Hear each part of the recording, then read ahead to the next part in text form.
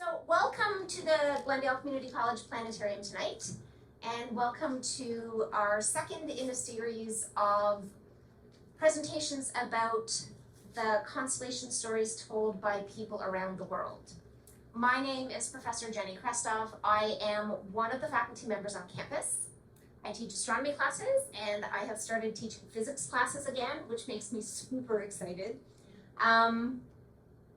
I know that may not seem exciting for you, but launching things and I like doing the physics experiments, and I'm hoping to do more fun stuff like dropping watermelons off buildings and things of that nature, make physics fun for people. I like making learning fun, and one of the things that I think is interesting for most people is the stories that their ancestors told. So tonight I'm going to talk about some of the stories that the indigenous people of the Philippines used to tell. As a disclaimer, I am not a member of any of the indigenous peoples of the Philippines. I have zero claim to Filipino ancestry. I am not an anthropologist, nor am I a historian. So a lot of what I have and a lot of what I do is based on astronomy. So I love the stars, and I love outer space, and I love the stories that people tell about the stars. So I'm coming at this evening's presentation from that angle. So I'm hoping you'll give me some leeway for things like pronunciation and lack of a lot of cultural knowledge. I am also someone who is curious, and I have found that I'm becoming more curious as I get older for whatever reason. I just really like to learn new things. So the Philippines has an amazing diversity. I started in my whole kind of reading about different cultures and their star stories, obviously having to learn something about the people that tell these stories. So the Philippines presently has over 109 million people in that nation, speaking over 120 languages, which is pretty impressive. Over 7,600 islands in the archipelago. Some obviously are larger than others, some are uninhabited. But there's a huge lot of islands. And needless to say, the geography of all of these islands allows for a great amount of geographic diversity, cultural diversity. They're isolated from one another. The Philippines themselves are named after Philip II of Spain, which I not realized. And the islands in the region were claimed for Spain in 1521 by Ferdinand Magellan. And I did not realize it was one of the Filipino natives that actually killed Magellan in the Battle of Mactan. So they did not want to be invaded. They fought back. I find that fair. All right, for those of you who may be unfamiliar where the Philippines are, they're not close to California, on the other side of the Pacific. So the USA is in this direction, and the Philippines are the 7,600 plus islands. There are little teeny tiny ones up here. There are lots of teeny tiny ones over here in this region of the world. So you may recognize Japan, China, Thailand, Vietnam, Laos, things like that. This is kind of a close-up of some of the larger islands, and because I started down the rabbit hole of the maps of the Philippines, I thought, let's throw in an elevation map. And we can see a lot of the smaller islands are fairly low-lying, but there are some of the larger islands that have mountains.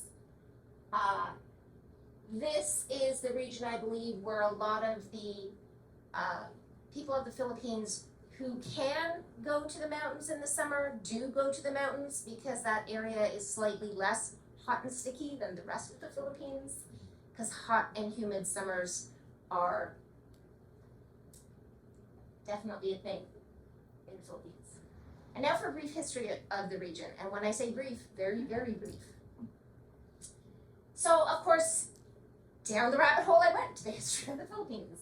And the first evidence of any human hominids that were living dated back to 709,000 years ago, which is a very long time ago.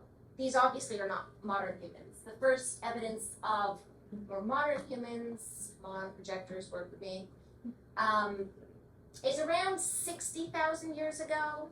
They thought it was a little older, and in 2010, then they did some more analysis in 2019, and they kind of narrowed the date down in the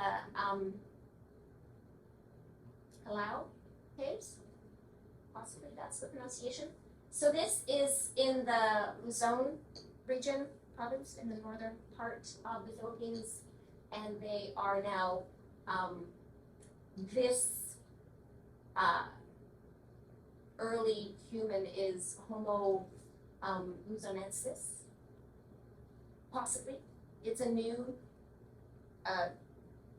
early human, possibly not. Anyway, about 47,000 years ago, that's when many of the people who had been living in Africa started migration out of Africa.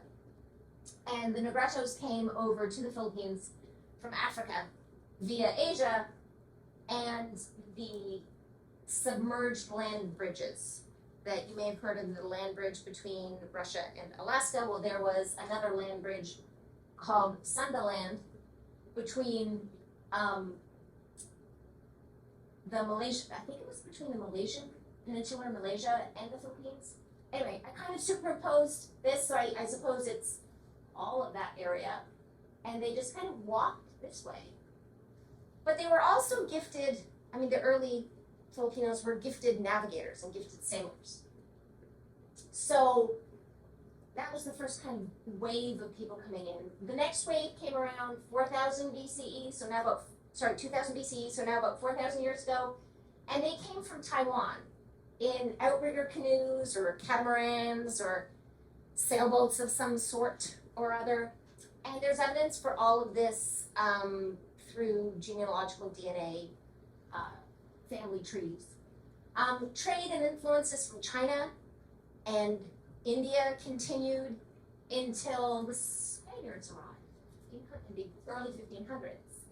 Colonization that really began about 1565, when the Philippines were settled, so to speak, by Spaniards that came through Mexico, which I found interesting. But it was a Spanish, I guess, colony until the late 1800s, when the Spanish lost it in the Spanish-American War, and then it was under American control or tutelage, as some websites called it, interestingly. But the Philippines gained independence, yay, 1946. They are now in control of themselves, which is fabulous. So that is the very short history of the Philippines.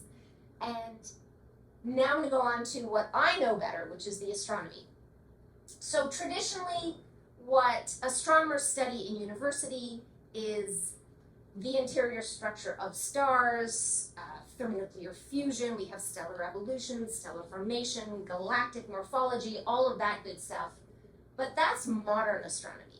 Traditionally, astronomy and archaeoastronomy, as we now call it, is how our ancestors viewed sky phenomena.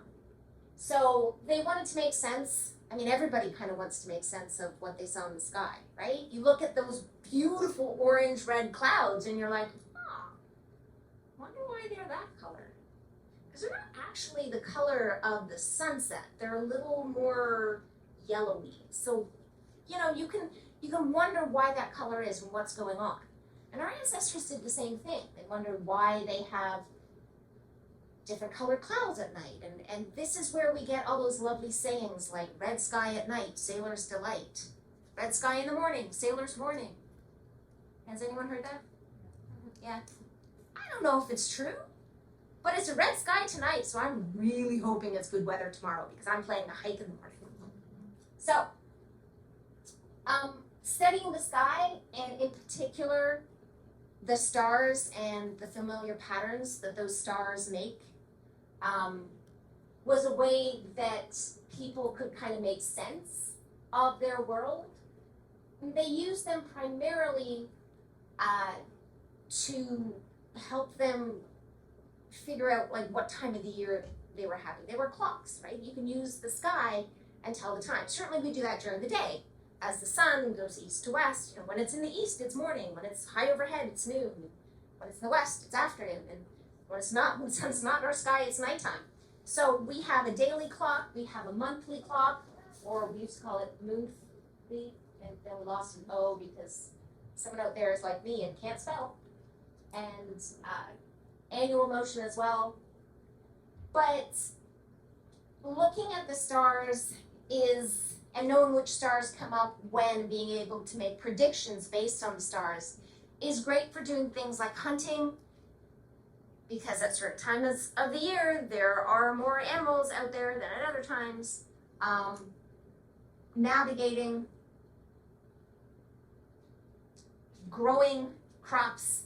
And this is something we'll see with the stories that the Filipinos spoke of, in particular, the constellation that we now know of as Orion.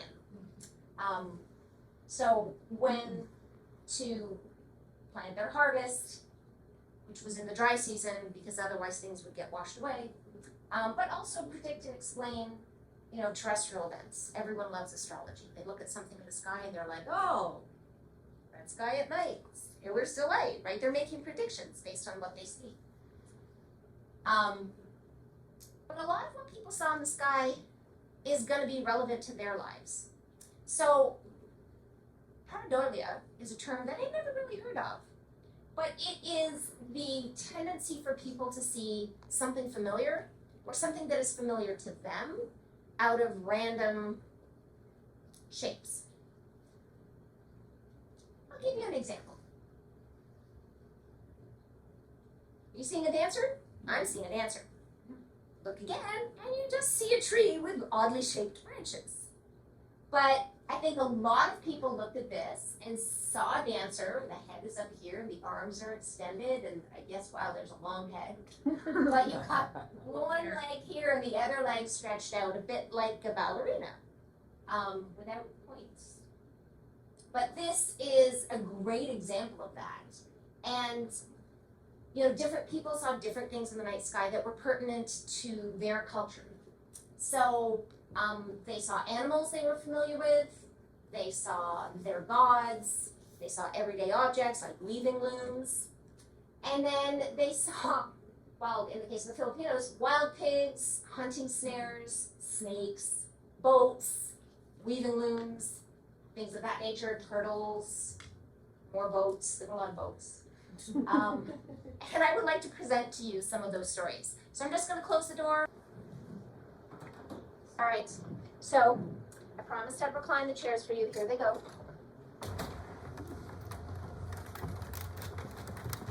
I know, for the school kids that come in here, that's like their favorite part of the entire field trip, when the chairs go back. Welcome to the real night sky. No, that's not right. I don't think the moon should be quite that high. Let me just reset my system, which means I will plunge you into a black hole. This isn't what a real black hole looks like. A real black hole, you would instantaneously die, so you wouldn't know that it would be black around you. But my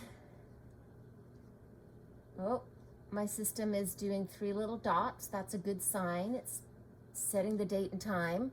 There we go. Much better. There's the moon. All right, so this is what the sky looks like at 7:16 p.m.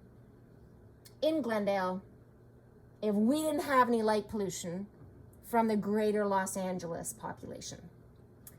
But we do have light pollution, so we don't get to see this many stars. But since we're here, let's check out a few things, shall we? We've got this thing. What do you guys think that is? You are correct. All right, how about this thing? That is what we now call the Milky Way. I personally think that is a poor description. It does not look like milk to me. The name comes from ancient Greece, where there were some people believed that the gods on Mount Olympus, and you've heard of the Greek gods, right? They were big into wine. And maybe one of them was a little clumsy and spilled some, knocked over some wine and possibly some milk as well. But we don't have spilt wine, we have spilt milk across our sky. And I suppose down at this end it looks a little bit milky. But what you're actually seeing here is the combined light of billions of stars of our Milky Way galaxy. So that is how it got its name. I'll get to the two Filipino stories that I have of that. But I first want to point out a few other things that we're going to see in the night sky in both Glendale as well as the night sky in Manila, or rather the countryside around Manila, because Manila is going to have the same problems that Glendale has, which is light pollution. You won't see too many stars.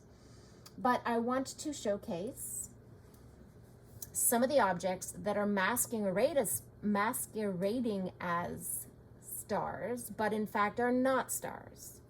Now, there are 4 planets above the horizon at 7:15 in Glendale, although Mars is just below the eastern horizon, and I might as well help you with your directions here. South is directly ahead of you, east is to your left, west is to your right. We have Jupiter, which looks spectacular. You guys have seen pictures of Jupiter, right? Really pretty. It's got the rings. If I could take Jupiter and puff it up 500 times, it would look like this. I don't think 500 is enough to get the full flavor of it. Let's try 2,000. Yeah. Sorry, what was it? What did I say? Oh, yeah, clearly it's been a long week. Here we have Saturn and its lovely rings. Did you guys know that Jupiter also has rings? Yes. It is true. But whereby the rings of Saturn are made of ice and there's a lot of ice particles orbiting Saturn, like tiny little moonlets. And ice, of course, ice and snow, very reflective. We see those rings easily. The rings of Saturn, or the rings of Jupiter rather, are not nearly as visible. So for Jupiter, if I puff up Jupiter, 2,000 times is going to make it really big, because Jupiter is half the distance from the sun than Saturn is, and it's also a larger planet. So let's try 1,000 times. Okay, there we go. That's the Earth's moon. It's masquerading, it's between us and Jupiter. But here we have Jupiter. It's famous for its stripes, and it also has rings around the equator, but Jupiter's rings are very, very fine particles, and they're mostly particles of rock. Rock isn't nearly as reflective as the ice is, so we don't see them nearly so clearly. In fact, all of the Jovian planets, Uranus over here and Neptune over in this neighborhood, they all have rings. Neptune's are pretty dark and insubstantial. Uranus's are better, but Saturn is the showcase for planetary rings in our planetary system. There are other planetary systems. I don't know how aware you are of that, just for fun, because we're talking planets. Let me showcase the stars that we know there are planets orbiting. So there's more than 700 stars that we know planets orbit. To date, and I checked last week, we've got more than 5,700 planets that have been identified, which is super exciting. These same stars you're gonna see in Glendale and Manila, which, case in point, let's launch off the Earth and then go and check out the Philippines. So the first thing I'm gonna do for launching off Earth is just launch.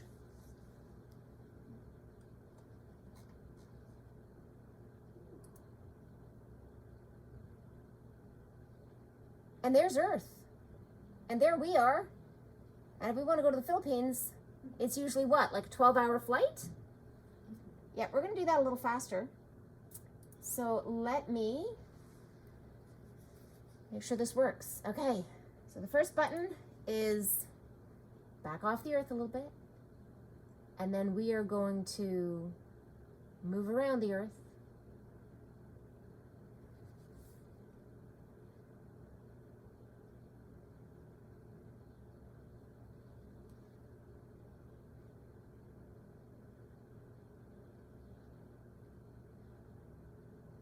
Come on. Thank you. And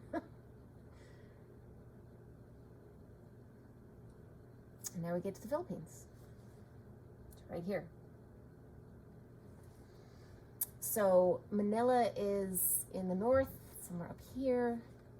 And we are going to go and land in Manila. But, you know, it's nighttime in California. It's not nighttime in the Philippines, as you can tell. Come on, computer. I think I wrote a little too much of a pause.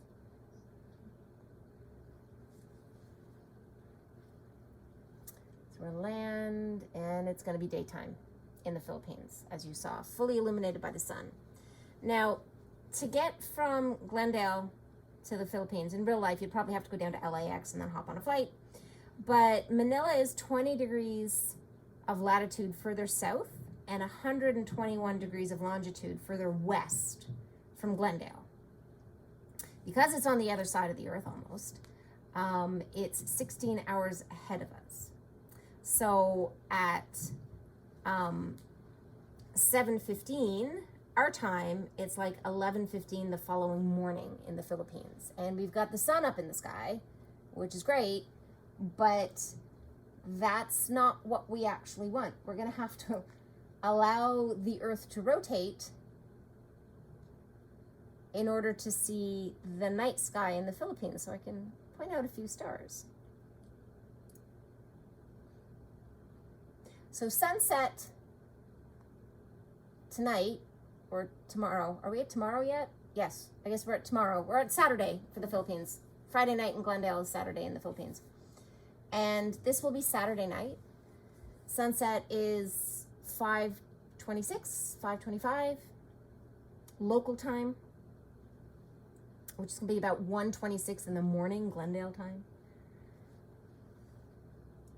But the stars you get to see in the Philippines are pretty much the same stars you will see in Glendale, with some subtle differences because we are farther south. Now we get to see the moon. It's the same moon. It's the same distance from the sun as you see it in the Philippines. It is still a waxing gibbous moon. Sure enough, yep, you can see the sun on the horizon there. My time clock says 1:24 a.m. Glendale time. Very exciting. But this is just sunset Filipino time. We want to really get another 2 hours after sunset to get a good dark sky. So we're going to start heading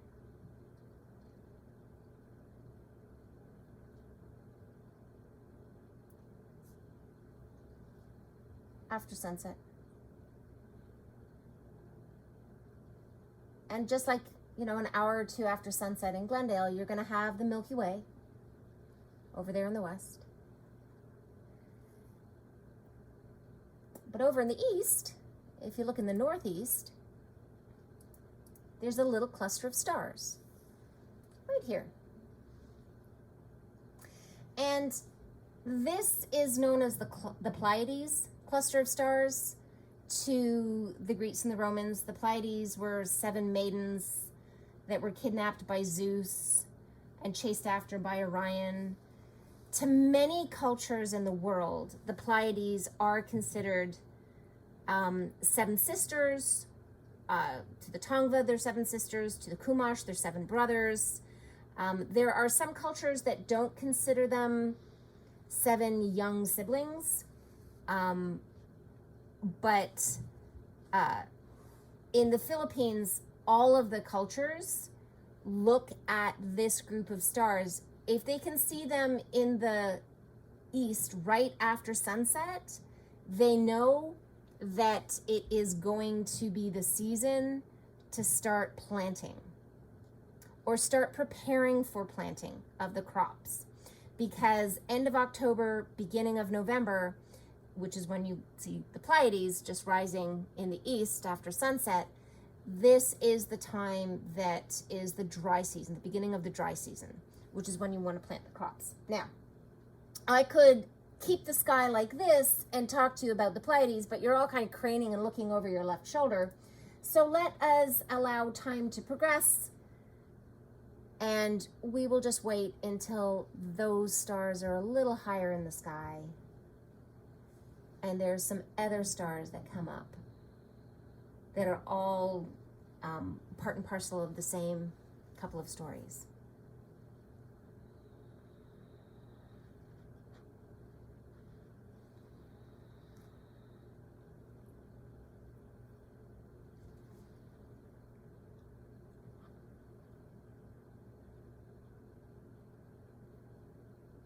As they're rising, I do want to just kind of give you a bit of an idea of how modern astronomers kind of chart the skies. So you will undoubtedly have heard of constellations. Modern astronomers, kind of headed by the International Astronomical Union, have divided the sky into different chunks. And this is what a modern constellation is, a chunk of the sky. And my constellations of the zodiac are not complete. Hang on a second. There we go. I was missing a few lines. Not quite sure what was happening there. A lot of these constellation lines, as you can see, are very jagged. The constellations are not uniform in size, and that's because they are giving a nod to the Greco-Roman creatures and characters. But this is very Eurocentric. The IAU, which is headquartered in Paris, is now doing the most thorough job of cataloging all of the indigenous stories. But they have yet to publish all of that information on their website, which is really annoying for me, because that would have been an amazing repository of information for this presentation series yet. And I have emailed them, but I have yet to hear from them. So I'm going to pause time here. And it is about midnight in the Philippines, which means it's somewhere around 9 o'clock in the morning for Glendale. But in the Philippines, we have the Pleiades group of stars directly overhead, like really high in the sky. And that is a beautiful group of stars.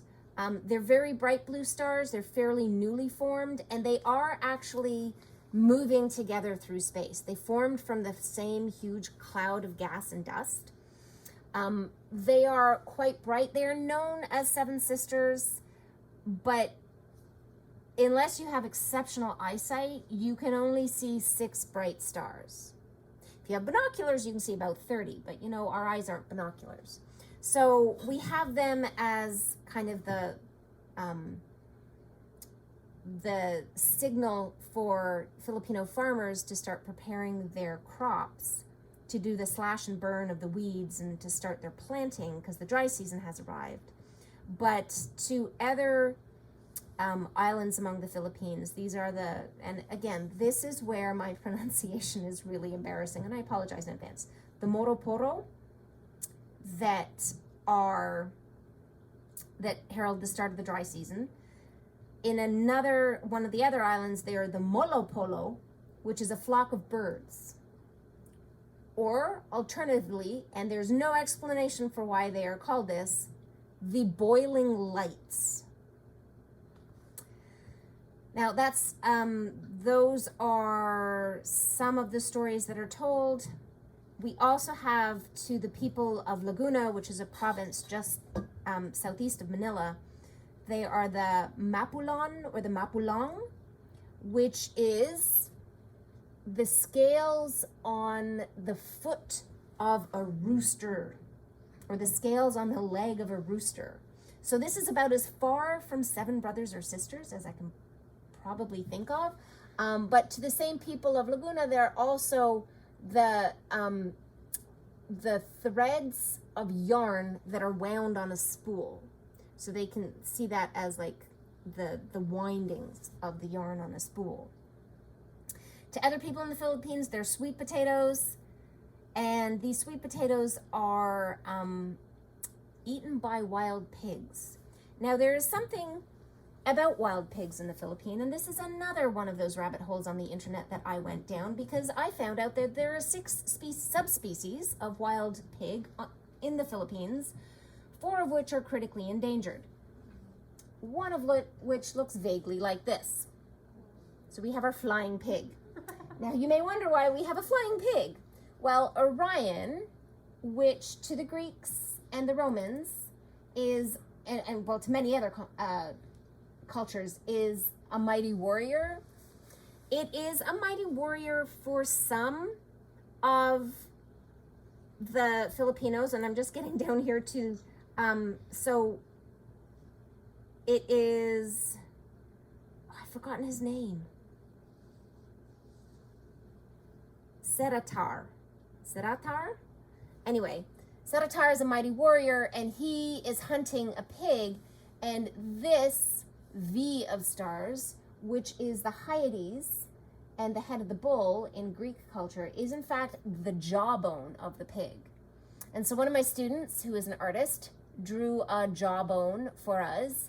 And of course, if you have a random part of a dead animal hanging out there, I suppose you're gonna have flies.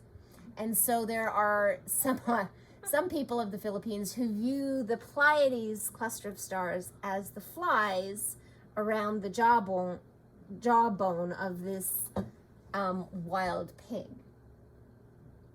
But there are cultures, or there are some people in the Philippines who don't view Orion as a mighty hunter. They view Orion as a balatik, which is a snare for hunting this poor pig, right? So here we have some bamboo or rattan. Here's a tripwire, and here is an arrow. And these actually match up with the stars of Orion right here.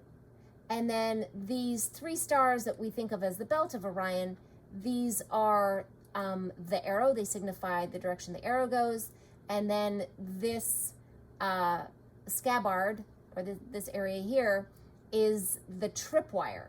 So if your wild animal comes along, trips on this twine, it will set off the arrow. And I suppose if the animal's going in this direction, it'll be hit by the arrow, and you feast for dinner.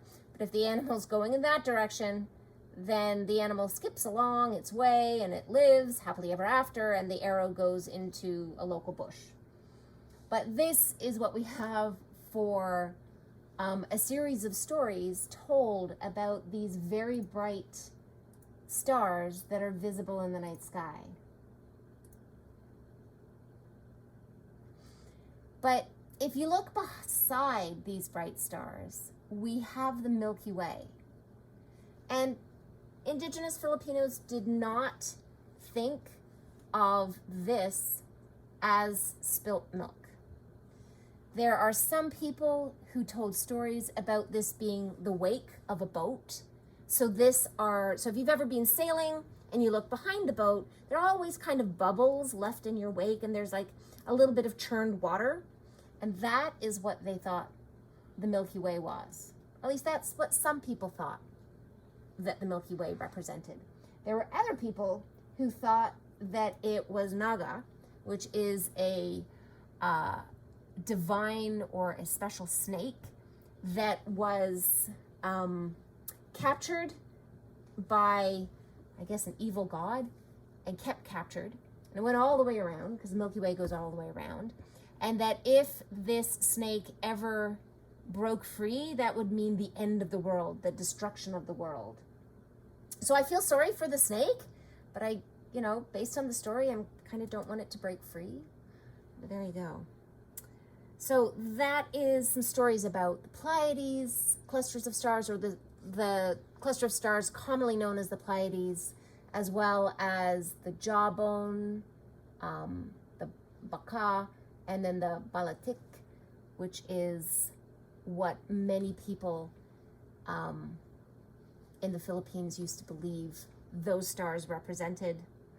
And what else did we have? We had the Pleiades, and then we had the Milky Way. Oh yeah, the last story about the Milky Way. So in keeping with the ocean tradition, these are, the Milky Way is sometimes viewed as kind of one of those underwater rivers. So the ocean currents underneath, and this was just a line of turtles, I guess the sea turtles, that would go with the ocean currents. So, and they would go round and round and round, which is kind of wonderful. But the last story is just a really sweet one. It's about Jupiter. So let's bring the label of Jupiter back on. Jupiter is quite a bright star-like object, and we always knew, I mean, anyone who watches the sky knows that the planets don't move the same way that the stars do. And I am looking for the name that they gave this. Jupiter was known as Tagalang Batagan, or the lazy star, because it did not, so night after night it seems to go with the stars. But if you look at this like month after month, hang on, where's Jupiter? They don't have the, it is down here. They don't have it as brilliant as I see it in the night sky. But if you look at it just over the course of one night, it will rise in the east and set in the west. But if you look at it night after night, where all the stars are kind of going lockstep together, Jupiter seems to lag behind. So in the next couple of weeks, Jupiter would end up over here. The moon does the same, much more dramatically. But Jupiter is considered a lazy star, and it was named that because it doesn't move across the sky as quickly as the other ones. But when you see it in the sky, it has a really beautiful golden color. And that golden color had the Filipinos calling it beautiful. And it was named after, or rather it was considered associated with the goddess of beauty. And apparently any woman who was pregnant, they would give offerings to Jupiter to make the children beautiful, which I have to think is quite lovely. So there were many stories taught by the indigenous people to their children about the night sky. A lot of them had to do with when good times to hunt and plant were. But inevitably, there are many more stories that they told about the stars in the night sky that have been lost to time, which is a real shame. But I hope you enjoyed the stories that I do have to tell. I also want to point out the fact that in the south here, Manila, which is at the northern part of the Philippines, is so far south, which means obviously the rest of the Philippines, you'd be able to see this as well. You can see the small Magellanic Cloud. I have never been far enough south to see this for myself, and I have to say I might have to travel to the Philippines because I'm really jealous that they can see the small Magellanic Cloud. As I continue time progressing until the daylight hours, you will also see, I believe, the large Magellanic Cloud. They look like tiny pieces have broken off the Milky Way and kind of drifted away from the Milky Way, but they are in fact small companion galaxies separate from the Milky Way.